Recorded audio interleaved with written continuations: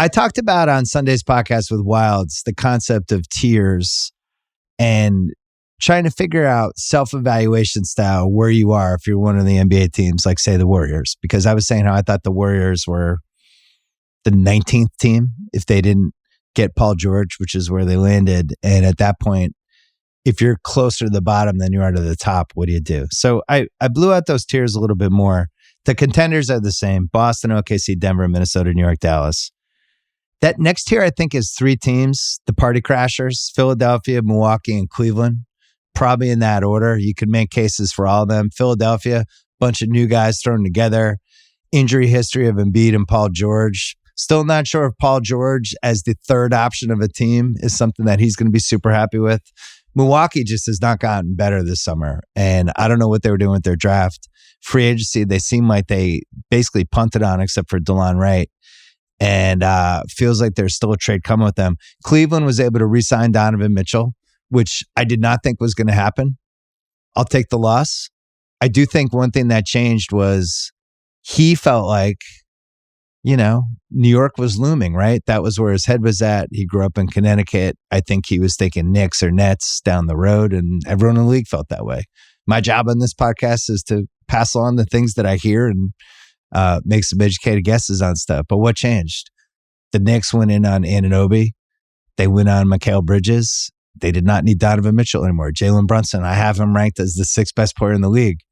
Mitchell didn't make sense for the Knicks anymore. And guess what? Didn't make sense for the Nets either because the Nets got their picks back and they're blowing it up. He didn't really have anywhere to go. So if you're Mitchell, do you take the max at Cleveland, ride it out with a team that was good enough to be a round two team that has a lot of talent? Do you hope like Miami trades for you? But if Miami's trading for you, the stuff they're trading back, now it's just you and Bam Adebayo. Like you're in a worse situation basketball-wise than you were before you did the extension. So he's better off in Cleveland. See what happens this year. See if Mobley gets better. See if Kenny Atkinson can improve stuff and then evaluate in a year. But as you know with this stuff, just because you sign an extension doesn't mean you're there for life. Still a big win for Cleveland because that felt like this summer he was going to push to one of the New York teams. Didn't happen. Next here, illusion of contention. Phoenix, Indiana, Orlando, the Pelicans, the Lakers, and Miami. If you're in that group, it's just not realistic that you're going to be in the top six unless something transformative happens. Like if you're Orlando, Paolo jumps up a level. If you're the Lakers, you somehow stumble into DeMar DeRozan by some miracle, and even that might not be enough. The next tier is illusion of hope. This is where you're a feel-good story, or you have a feel-good past, and maybe that's enough for this year. You have some assets you could throw together, but really it's not about 2025. That's Memphis, Houston, Sacramento, Golden State, and the Clippers. Then there's a who are we tier? San Antonio, Toronto, Atlanta. I have no idea what those teams want to be this season, and I'm not sure they're positive what they are either. And then the last tier, which is the real reason I wanted to break this down, the tank teams. Who are going to be the tanking teams in 2025? We know Brooklyn for sure. We know Washington. Detroit's too young to do anything but tank. Charlotte, probably Portland. Chicago seems like it, especially if DeRozan leaves. And then Utah as the wild card. And I bring up Utah because the most interesting remaining question for me, where does Lauri Markkanen go? And why are they so anxious to trade him? Because he's 27 years old. He only makes $18 million this year. He's a free agent next year. They have the cap space. They have a bunch of picks. He's somebody that you would think would be a building block on a possible title contender. And yet he's been super available.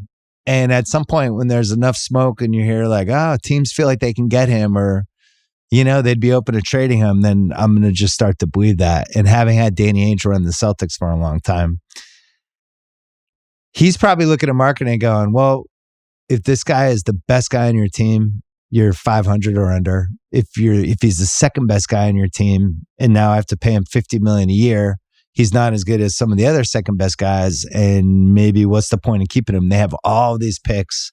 Maybe we just get more picks and we just have more swings at trying to get, Cooper Flag in 2025, AJ in 2026. I think that's probably how he's thinking, because he had it happen with Tatum and he had it happen with Jaylen Brown. He knows the difference between having a lot of picks and actually getting somebody who's a transformative guy. That's the only reason I could think why they would trade him. Here's the question on Markkanen for me. The suitors are probably Golden State and Sacramento and San Antonio if they got kind of crazy. But I would say from a necessity standpoint, Golden State and Sacramento are the two teams.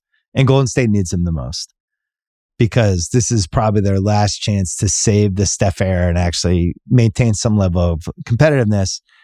Could they pull something off with their expirings?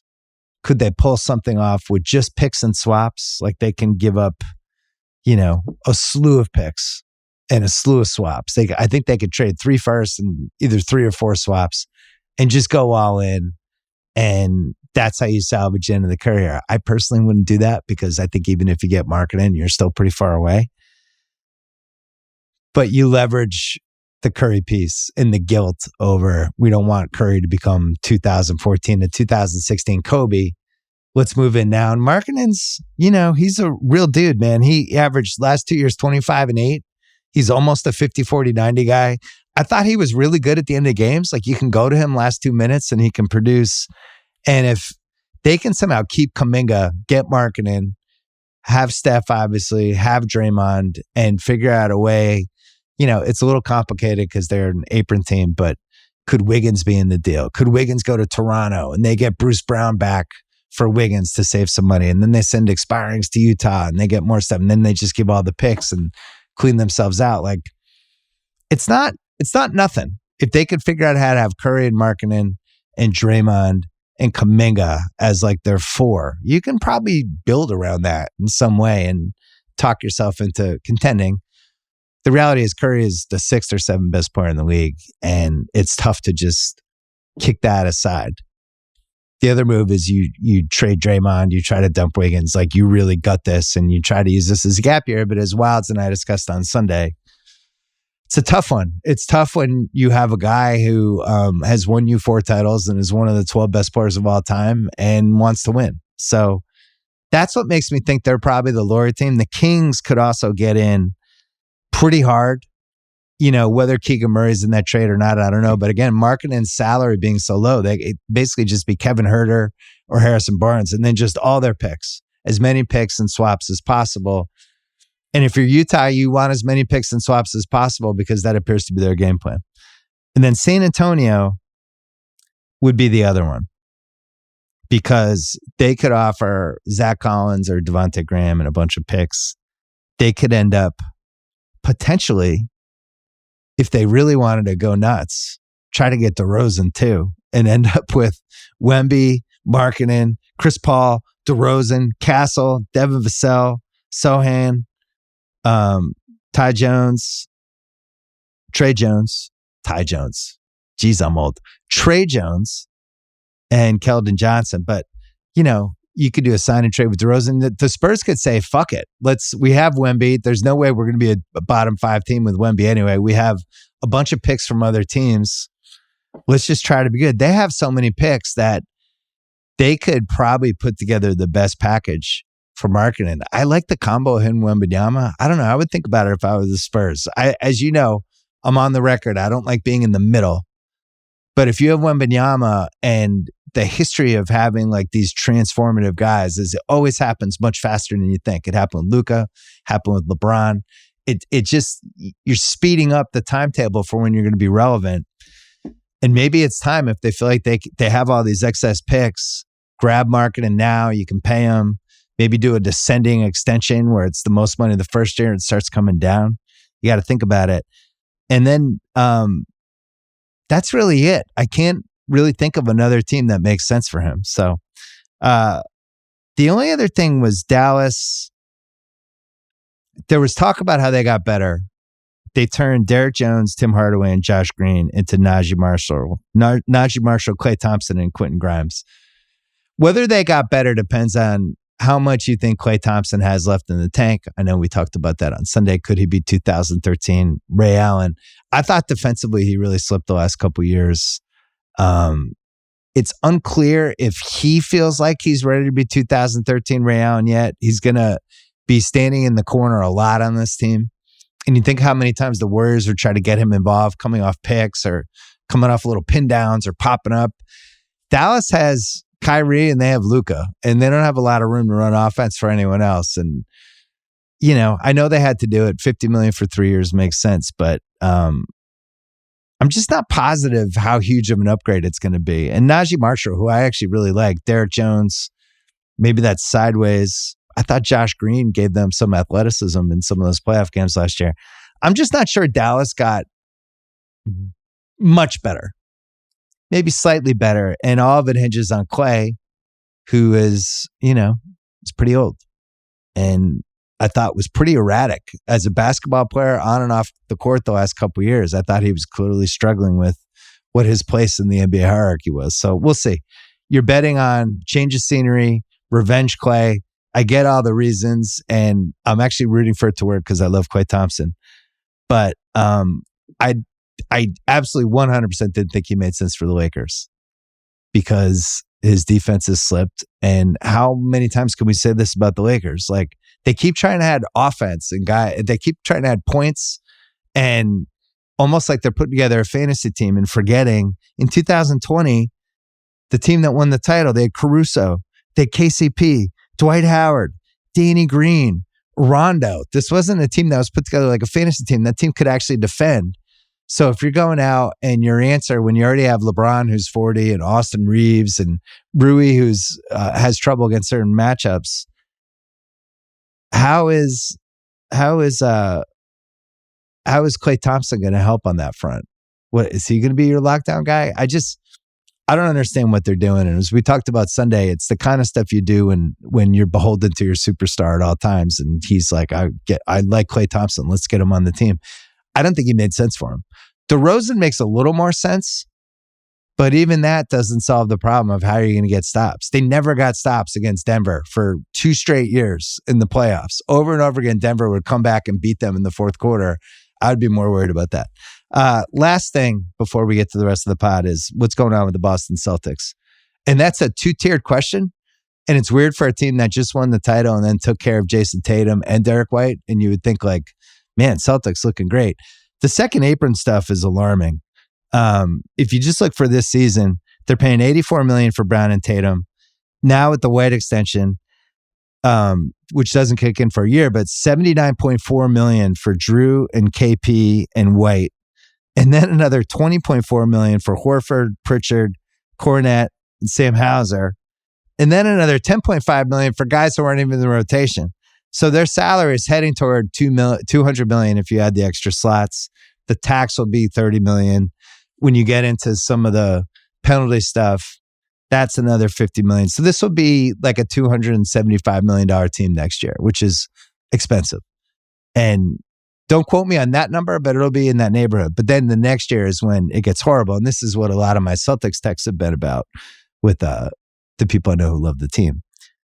2025-26, Tatum and Brown, because the Tatum extension now kicks in. Tatum's at 54.1. Brown would be at 53.1. So those two guys, $107.2 million together. That's fine. A lot of teams are paying two guys a lot. But then Drew and KP and White are now at $91.2 million. So you got 5 guys for $198.4. And then you have your next 4 guys who are on their contract. Pritchard, the rookie, Shireman, Jordan Walsh, Kada. That's another 14.3. Every salary slot's like between $1.5-2 million bucks. From a tax standpoint, they're going to be between like 45 and 50 million. And then when you kick in repeater tax and all these other penalties, it could be like a $250 million tax, assuming they don't trade Porzingis or Drew or White,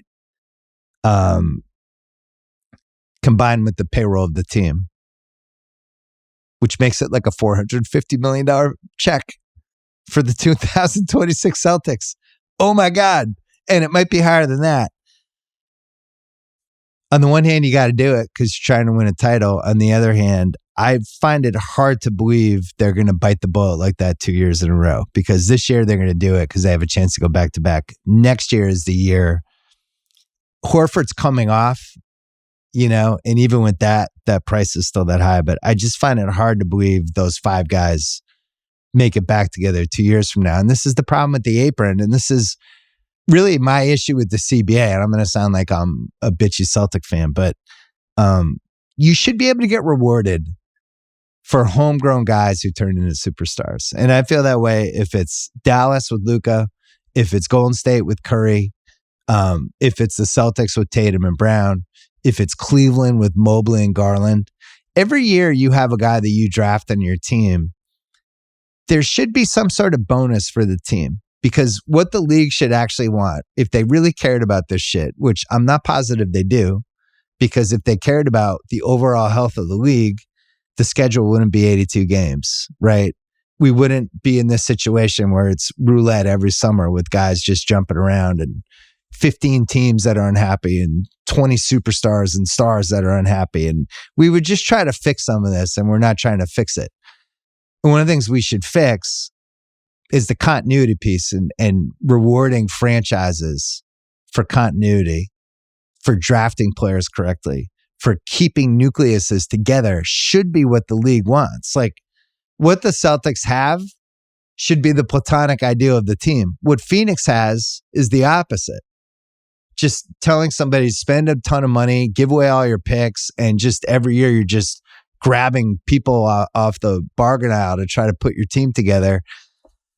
That's not what the league should be. And that's not what good basketball is. One of the reasons the Celtics were so good last year was because those guys had scars together. Like Tatum and Brown have been playing together 7 years, And I just think sometimes I wonder, because I do think Adam Silver cares about this stuff, whether he wants to like roll up his sleeves and get his hands dirty on is another matter. But I think ultimately the league should care about good basketball, right? Denver, who had to lose KCP this summer because they're afraid of the tax. No, they owned by Stan Kroenke. He shouldn't have been afraid of the tax, but you should have kept KCP for 3 years, 66. Supposedly they offered nearly as much or as much as Orlando did and still lost them. But Denver, who drafted Murray, who drafted Jokic, and who drafted Porter, should get some sort of benefit over the fact that they ran their team really well.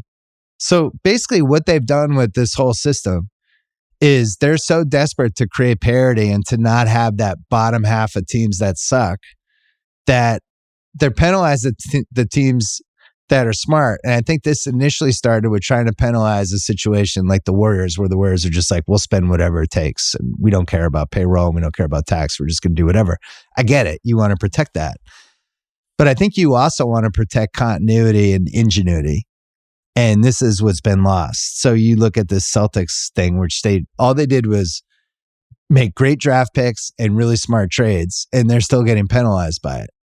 And you'd be like, well, that's sour grapes. You're a Celtics fan. Of course you're saying that. But it's the same for the Nuggets, So it's too late now to fix it. I guess what bugs me is we're probably not going to see great runs again. Like what we saw with the Warriors and why it was emotional when Klay Thompson got bounced from Golden State, because it was, and people were like, it was the end of an era. That was the greatest backcourt ever. It was like, yeah, it was also the end of something that's probably not going to exist anymore. What we have with Jokic and Murray and what we have with Tatum and Brown, those are going to be anomalies. That's not going to be where the league is actually, that's not going to be the foothold, the foundation of what the league is going forward. The foundation is going to be guys jumping around and Embiid every year having a different teammate. Jimmy Butler, Ben Simmons, James Harden, Tyrese Maxey. Now it's Paul George. It's just like, it's like speed dating. And I don't think anybody wants that. It's fun to talk about at the end of June. It's fun to talk about in July. But ultimately, I think it was one of the reasons we were all kind of dissatisfied by the playoffs. The playoffs weren't good. They weren't. We didn't have a lot of good playoff games. We didn't have a lot of good playoff series. We had a lot of injuries. And I think people were more unhappy than happy with it. And I love basketball the most, and I wasn't happy with it. I was like, I'm ready for football. I'm ready to throw myself in. I'm ready for week 1 NFL. Football's more fun. It's a more smartly put together sport at this point than basketball is. And if you're going to do something like what they've done with the Celtics, where instead of this being an 8 or 9 year run, it's going to be a 2 or 3 year run before it becomes financially impossible to keep the team together. That's fucking stupid.